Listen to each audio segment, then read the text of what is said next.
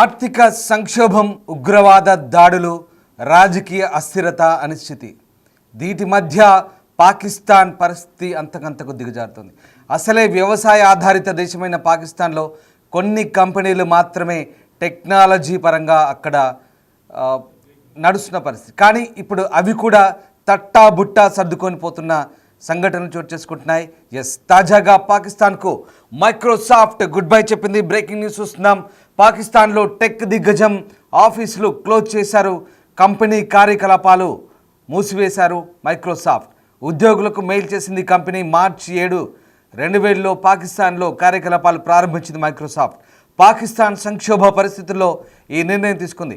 ఆర్థికంగా దివాలా తీయడంతో ఒక్కొక్కటిగా పాకిస్తాన్ను వీడుతున్న ఈ కంపెనీలు, మారుతున్న రాజకీయ పరిస్థితులు, ఆర్థికంగా దివాలా అంచున చేరడం, ఇక ఆ దేశంలో రాజకీయ అస్థిరత, ఆర్థిక వ్యవస్థ ప్రధాన కారణాలుగా చెప్తున్నారు. ప్రభుత్వాలు మారడం, అధిక పన్నులు, టెక్నాలజీ ఇంపోర్టులో ఇబ్బందులతో ఈ నిర్ణయం తీసుకున్నట్టుగా చెప్తున్నారు. మొత్తం మీద వ్యవసాయ ఆధారంగా నడుస్తున్న ఆ దేశ ఆర్థిక వ్యవస్థలో కొన్ని టెక్నాలజీ కంపెనీలు మాత్రమే కొనసాగుతున్నాయి. అయితే ఇప్పుడు అవి కూడా ఒక్కొక్కటిగా తమ కార్యకలాపాలను ముగిస్తూ బయలుదేరుతున్నాయి. ఈ క్రమంలోనే టెక్నాలజీ రంగంలోని ప్రముఖ సంస్థ మైక్రోసాఫ్ట్ జూలై 3, 2025 నుంచి పాకిస్తాన్లో పూర్తిగా విడిచిపెట్టిపోయింది.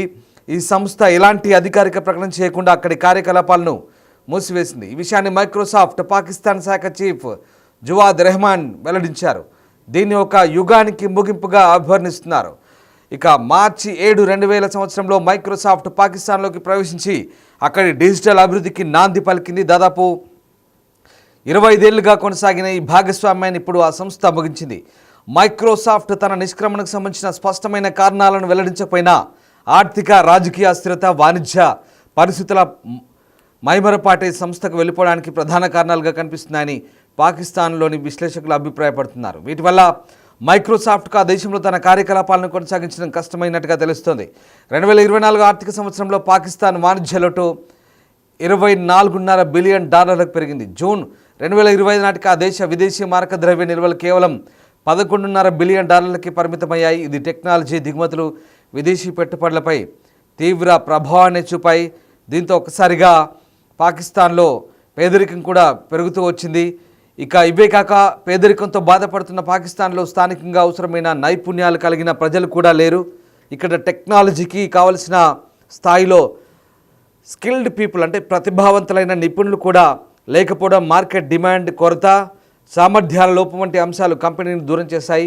అంతేకాక రాజకీయంగా, ఆర్థికంగా మల్టీనేషనల్ సంస్థలు పనిచేయడానికి అనువైన వాతావరణం లేకపోవడం కూడా ప్రధాన కారణంగా చెప్తున్నారు. మరోవైపు ఇటు భారత్ మాత్రం ప్రస్తుతం ప్రపంచంలో టెక్నాలజీ రంగంలో దూసుకెళ్తున్న పరిస్థితి. గ్లోబల్ టెక్ కంపెనీలు తమ పెట్టుబడులకు భారత్ను అత్యుత్తమ గమ్యంగా గుర్తిస్తున్నాయి. దేశంలో సుస్థిరమైన పాలన, స్పష్టమైన విధానాలు, వేగంగా అభివృద్ధి చెందుతున్న డిజిటల్ ఆర్థిక వ్యవస్థ, మైత్రి, దౌత్య సంబంధాల వల్ల భారత్ అంతర్జాతీయంగా ప్రాధాన్యత గల దేశంగా ఎదుగుతోంది. ఇక పాకిస్తాన్ విషయంలో చూస్తే అక్కడ ఉగ్రవాద కార్యకలాపాలు, మదర్సాల్లో ఇచ్చే విద్య, యువతలో నైపుణ్యాలు ఈ లోపానికి దారితీస్తున్నాయి. దీంతో అక్కడ టెక్నాలజీ అభివృద్ధికి అవసరమైన మానవ వనరులు తక్కువవుతూ సంస్థలు అక్కడ గుడ్ బై చెప్తున్న పరిస్థితి కనబడుతుంది. మీరు చూస్తున్న దృశ్యాలు పాకిస్తాన్కు సంబంధించిన దృశ్యాలు చూస్తున్నాం. పాకిస్తాన్లో మైక్రోసాఫ్ట్ కంపెనీ తట్టా బుట్టా సర్దుకొని వెళ్ళిపోకపోతే ఏం చేస్తుంది? పాకిస్తాన్లో నైపుణ్యం గల వ్యక్తులు లేరు, ఏం చేస్తారు? పాకిస్తాన్లోని మదర్సాల్లో మతానికి సంబంధించిన, మత ఛాందసవాదానికి సంబంధించిన విద్యను అక్కడి విద్యార్థుల్లో వాళ్ళ మెదళ్ళలో నింపి ఉగ్రవాదులుగా తయారు చేయడమే పాకిస్తాన్ పాలకుల పని. అంతకు మించి పాకిస్తాన్లో ఏమీ జరగదు. అందుకే పాకిస్తాన్లో అక్కడ ఉన్నటువంటి కంపెనీలు కూడా వెళ్ళిపోతున్నాయి. ఒక కంపెనీ ఉండాలంటే, ఒక మల్టీనేషనల్ కంపెనీ ఉండాలంటే దానికి తగిన మానవ వనరులు కూడా ఉండాలి. ఆ దేశంలో నైపుణ్యం గల వ్యక్తులు ఉండాలి, స్కిల్డ్ పర్సన్ ఉండాలి.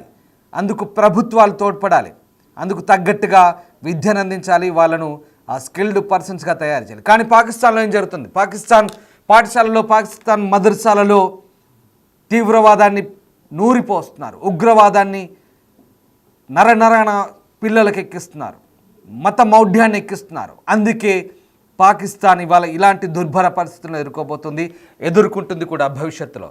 ఖచ్చితంగా పాకిస్తాన్ లాంటి రాజకీయ అస్థిరత ఉన్నటువంటి దేశాల్లో ఇక ఎలాంటి మల్టీనేషనల్ కంపెనీలు మనుగడ సాగించలేవడానికి మైక్రోసాఫ్ట్ ఒక ఉదాహరణ.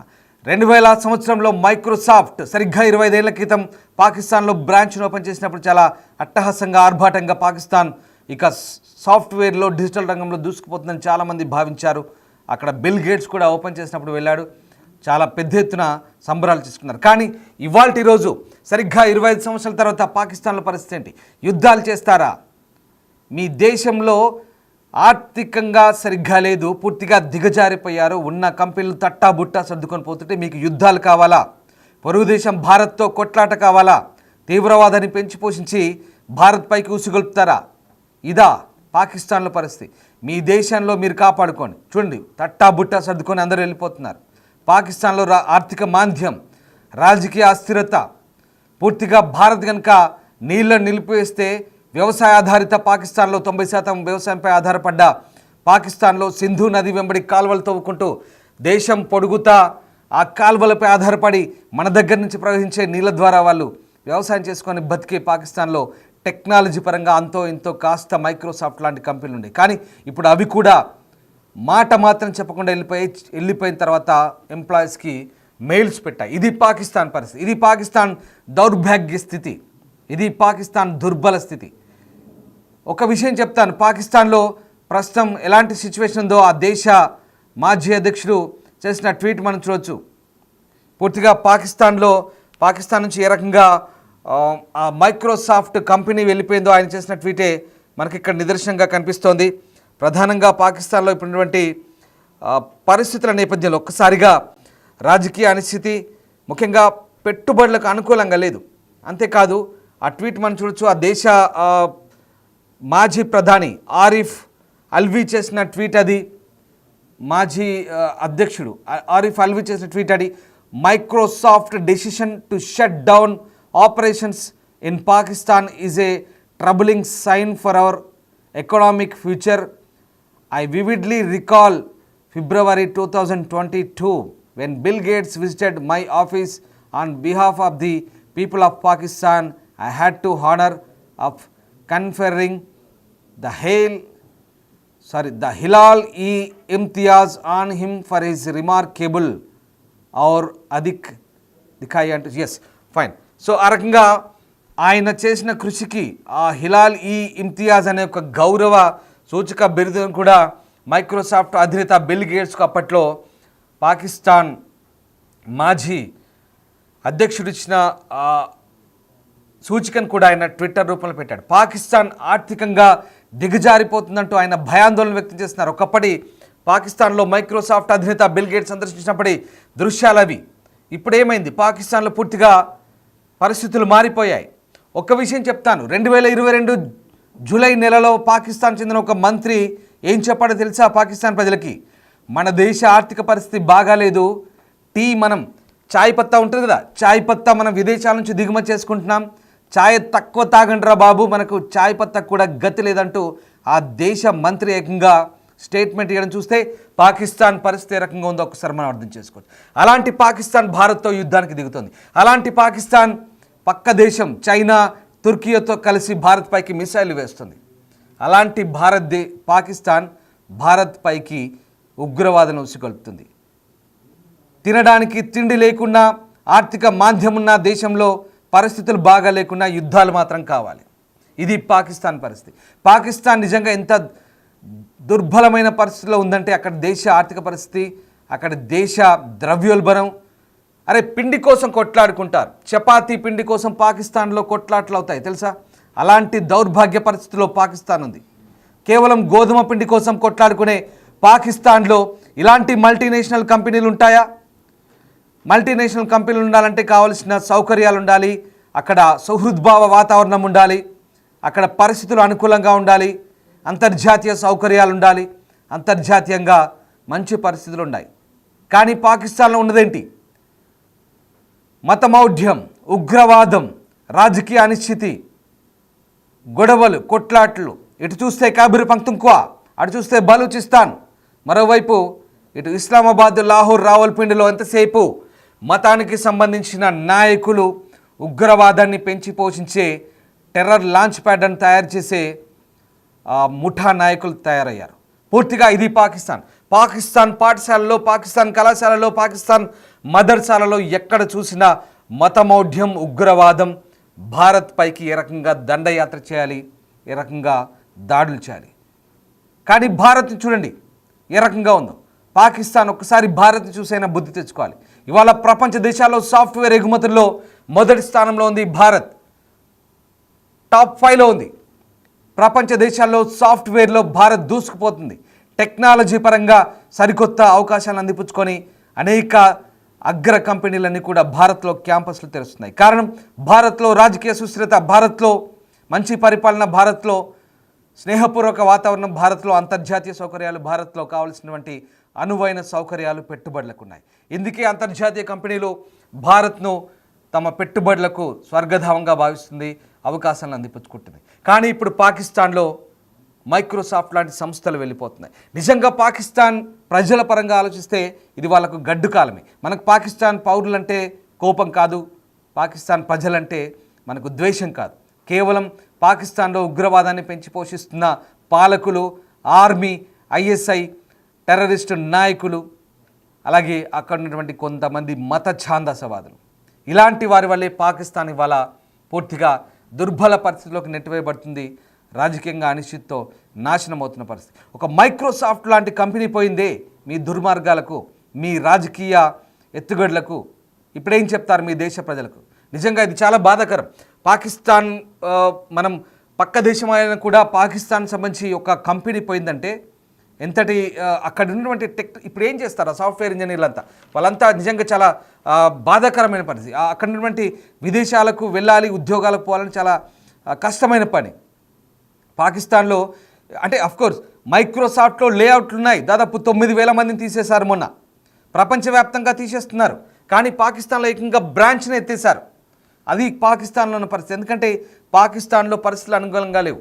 పాకిస్తాన్కు ఫ్లైట్లు నడపాలంటే కూడా అంతర్జాతీయంగా కొన్ని దేశాలు, లుఫ్తాన్సా, బ్రిటిష్ ఎయిర్వేస్ ఇలాంటి వాళ్ళు పాకిస్తాన్కు ఫ్లైట్లు నడపాలంటే కూడా భయపడ్డారు మొన్నటి వరకు. మనం చేసిన ఆపరేషన్ సింధూర్లో భాగంగా పాకిస్తాన్లో పరిస్థితులు సరిగా లేవు. సరే, యుద్ధం కాబట్టి ఫ్లైట్లు ఆపేశారు. తర్వాత కూడా పరిస్థితులు సర్దుమణిగాయా? అంతెందుకు పొరుగు దేశమైన ఆఫ్ఘనిస్తాన్తో కూడా వారికి సరైన సంబంధాలు లేవు. కేవలం ఏదో తుర్కీయే లేదంటే కొన్ని ఇస్లామిక్ బ్రదర్హుడ్ కంట్రీస్ పేరుతో చెప్పుకుంటున్న కొన్ని 1-2 దేశాలు తప్ప పాకిస్తాన్కి ఏ ఒక్క దేశం కూడా లేదు. ఇంటర్నేషనల్ మానిటరీ ఫండ్ IMFలో మాకు లోన్ ఇవ్వండి, మాకు అప్పు ఇవ్వండి అంటూ చేతులు చాస్తున్నారు. సిగ్గుచేటు. ఇది పాకిస్తాన్ పరిస్థితి. కానీ యుద్ధం కావాలి, భారత్తో యుద్ధం కావాలి, భారత్పై మిసైల్ వేయాలి, భారత్ను టెర్రరిస్ట్ అటాకులు చేయాలి, భారత్లో రక్తం పారించాలి, భారత్ నుంచి మాత్రం నీళ్లు కావాలి. ఇది పాకిస్తాన్ పరిస్థితి. పాకిస్తాన్లో పరిస్థితులు నానాటికి దిగజారుతున్నాయడానికి మైక్రోసాఫ్ట్ లాంటి సంస్థలు ఇప్పుడు ఆ దేశాన్ని విడిచిపెట్టడమే మనకు ప్రధాన కారణంగా కనబడుతుంది. నిజంగా టెక్నాలజీ పరంగా ఒక సంస్థ, అంతర్జాతీయ సంస్థ రావాలంటే ఎన్నో ఒడిదుడుకులు, ఎన్నో పరిస్థితులను తట్టుకొని అక్కడికి వస్తాయి. కానీ ఇవాళ అక్కడి పరిస్థితులు భిన్నంగా మారిపోయాయి. పూర్తిగా పాకిస్తాన్లో రాజకీయ అనిశ్చితే కాదు, ప్రాంతాల వారీగా వేర్పాటువాదులు తయారయ్యారు. బలూచిస్తాన్ మాకు కావాలంటున్నారు, ఖైబర్ పఖ్తూన్ఖ్వా మాకు కావాలంటున్నారు. మధ్యలో ఇస్లామాబాద్, రావల్పిండి, లాహోర్ లాంటి ఒక ముక్క. ఇది మాత్రమే ఉండబోతుందా? ప్రపంచ పటంలో పాకిస్తాన్ గతి ఇంతేనా రాబోయే రోజుల్లో అనేది కూడా చాలా స్పష్టమైన పరిస్థితి. Right, what ever. మొత్తం మీద coming to the confined subject, Microsoft అనేది 2000 సంవత్సరంలో అక్కడ పెట్టినప్పుడు అక్కడ నుంచి చాలా ఇంపోర్ట్ ఎక్స్పోర్ట్స్ అయ్యే సాఫ్ట్వేర్ సంబంధించి. కానీ ఇప్పుడు పరిస్థితి అలా లేదు. మైక్రోసాఫ్ట్ను పూర్తిగా ఎత్తివేసిన సిచ్యువేషన్ కనబడుతుంది. నిజంగా అక్కడి ఎకనామిక్ పొజిషన్కి చాలా దెబ్బ అని చెప్పాలి. పూర్తికంగా అక్కడ వంటి ఆర్థిక పరిస్థితులు మరింత దిగజారుస్తోంది. అలాగే అక్కడ వంటి యువతకి ఇప్పుడు ఉద్యోగాలు పూర్తిగా గడ్డు పరిస్థితి వచ్చే పరిస్థితి కనబడుతోంది. ఏదేమైనా పాకిస్తాన్లో ఇప్పుడువంటి పరిస్థితుల్లో 25 ఏళ్ల ప్రయాణానికి గుడ్ బై చెప్తూ టెక్ దిగ్గజం మైక్రోసాఫ్ట్ ప్రస్తుతం అక్కడి నుంచి పూర్తిగా ఎత్తేసిన పరిస్థితి కనబడుతోంది. పూర్తిగా పాకిస్తాన్ రీజనల్ ఆఫీస్ని మూసివేసింది. ఇక ప్రభుత్వ శాఖలతో కలిసి ఈ గవర్నెన్స్ ప్రాజెక్టులు, విద్యారంగంలో డిజిటల్ లిటరసీ ప్రోగ్రామ్స్, అలాగే ఎంటర్ప్రైజ్ సొల్యూషన్స్ అమలు చేసింది. ఇన్ని రోజుల పాటు దేశంలో ఆధునిక ఐటీ ప్రమాణాలను పరీక్షించడంలో పాకిస్తాన్లో మైక్రోసాఫ్ట్ చాలా కీలక పాత్ర పోషించింది. సో ఇప్పుడున్నటువంటి పరిస్థితుల్లో ఇక ఏ రకంగా పరిస్థితులు అనుకూలంగా లేవు కాబట్టి అక్కడ ఫారెక్స్ సమస్యలు, ద్రవ్యోల్బణం, నిరుద్యోగం, టెక్ కంపెనీలు ఇవన్నీ కూడా వెళ్ళిపోయే పరిస్థితులకు దారితీశాయి. ఖర్చులు కూడా భరించలేని పరిస్థితి ఉంది. సో ఆ రకంగా ఇప్పుడైతే పాకిస్తాన్ మైక్రోసాఫ్ట్ సేవలు అందించే పరిస్థితి లేదు. దీంతో అక్కడి నుంచి వెళ్ళిపోవాలని నిర్ణయించుకుంది. ఇది కేవలం ఉద్యోగులను కోల్పోవడం కాదు, పూర్తిగా అక్కడ ఉన్నటువంటి సంస్థను మూసివేయడంతో గ్లోబల్ బ్రాండ్లు వెళ్ళిపోతున్నాయి, పెట్టుబడుల ప్రభావం చూపుతున్నారు. ఇప్పుడు పాకిస్తాన్ వీళ్ళంతా కూడా ఆందోళన వ్యక్తం చేస్తున్న పరిస్థితి కనబడుతుంది. సో మొత్తంగా చూసేది పాక్ ప్రభుత్వానికి ఒక హెచ్చరిక లాంటిది.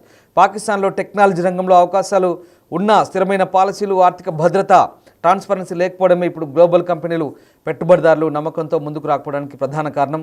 సో ఆ రకంగా పాకిస్తాన్లో ఉన్నటువంటి ఈ అననుకూల వాతావరణానికి ఇప్పటికైతే గుడ్ బై చెప్తున్నట్టుగా మైక్రోసాఫ్ట్ అయితే వెల్లడించింది. సో ఓవరాల్గా ప్రస్తుత పరిస్థితిలో పాకిస్తాన్లో పరిస్థితులు రోజు రోజుకు దిగజారుతున్నాయానికి ఇది ఒక ఉదాహరణగా చెప్పవచ్చు.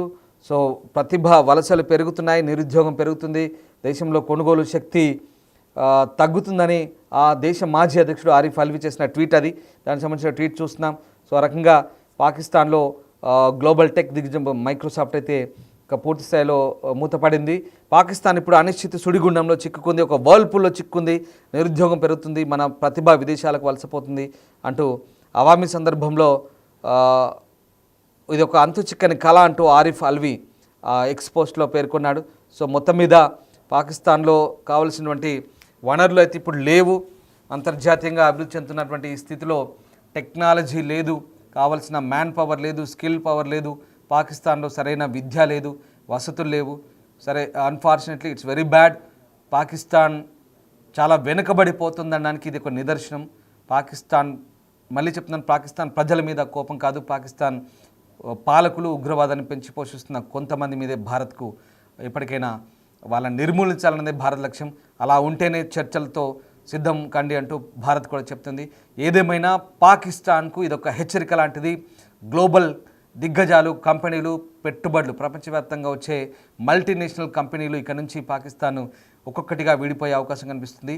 పాకిస్తాన్కి ఇదొక హెచ్చరిక లాంటిది.